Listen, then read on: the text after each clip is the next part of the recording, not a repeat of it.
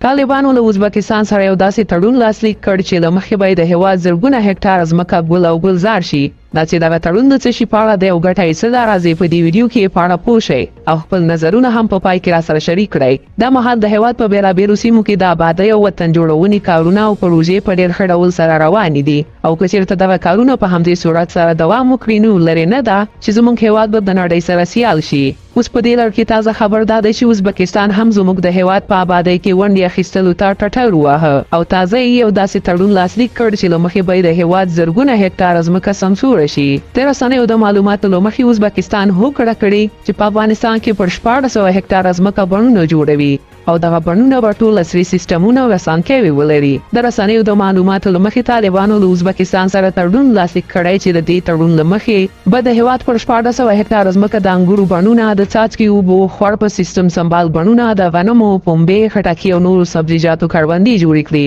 ازبکستان تل له افغانستان سره په بېلابېلو برخو کې همکاري کړې او د یوه رښتینې او خواخوږي ګاونډي په څېر چلند د افغانانو زړونه ګټلي چې یا تړون یې هم ګڼ شمېر افغانان خوشحاله کړي دي. د واکمن خاکسار په نوم یو تن د سیاسي علومو زده کړیال وایي د ازبکستان له لورې په هېواد کې د بڼونو جوړول ښه شګون دی او څرګندوي چې یاد هېواد د افغانستان له اوسني نظام سره د اړیکو غوښتونکی دی. یو بل تن وایي که چېرته په هېواد کې په عصري او نوو سیستمونو سره بڼونه جوړ شي نو یوه ګټه پیدا وي چې موږ به د میوو او سبزیجاتو په برخه کې د ګاونډیو هېوادونو محتاج نه یو بلکې په خپلو کورنیو میوو او سبزیجاتو به تکیه کوو. بل خوا به زموږ میوې او سبزیجات له ناروغیو او نورو زیانونو هم خوندي وي. د یادولو وړ ده چې په دې وروستیو کې شمېر پاکستاني رسنیو ادعا کړې چې په دې وروستیو کې له دغه هېواد افغانستان ته د میوو او سبزیجاتو صادرات په زیاته پیمانه کم شوي. یعنې دا په دې معنا ده چې افغانستان د میوو او سبزیجاتو په برخه کې پر ځان د بسیاینې په لور چټک ګامونه اخلي.